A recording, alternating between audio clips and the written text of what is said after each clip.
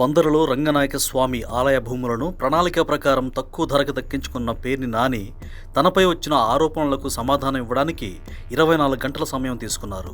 ఈలోగా ఏమేం మాట్లాడాలి, ఎంత తెలివిగా మాట్లాడాలి, తన వైపు ఎటువంటి తప్పు లేనట్లుగా ఎలా నిరూపించాలి తదితర విషయాలన్నింటిపై లాయర్లతో మాట్లాడుకొని తర్వాత మీడియా సమావేశం పెట్టారు. 2007లో జరిగిన బహిరంగ వేలంలో అన్ని పార్టీల వారు పాల్గొన్నారని మాజీ మంత్రి చెప్పారు. ఆ భూముల్లో హైటెన్షన్ విద్యుత్తు తీగలు ఉన్నాయని, వేలంలో కొన్న తర్వాత వాటికి ధర రాదని, ఎవరినీ వేలంలో పాల్గొనకుండా చేసింది నానియే కదా, అన్ని రాజకీయ పార్టీలకు చెందిన వారు వేలంలో పాల్గొన్నారని ఇప్పుడు చెబుతున్నారు. అయితే వారెవరనేది మాత్రం చెప్పడం లేదు.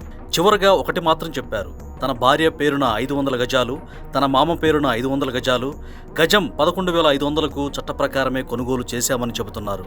కానీ నాని మనుషులు వేలంలో గజం 1000 రూపాయల నుంచి 1100 రూపాయల మధ్యలో పాడారు. ఆ రోజు గజం 5,000 నుంచి 8,000 వరకు ఉండగా ఇప్పుడు 50,000 పలుకుతోంది.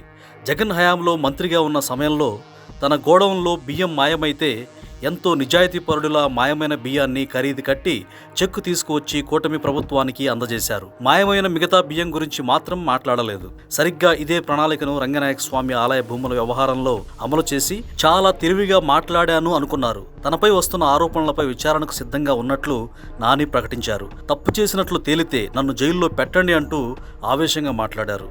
తనను జైల్లో వేయట్లేదు అంటే ప్రభుత్వం చేతగానితనమా అని ప్రశ్నించారు. ఎవరిది చేతగానితనమో త్వరలోనే తేలుతుందని ప్రజలు చర్చించుకుంటున్నారు.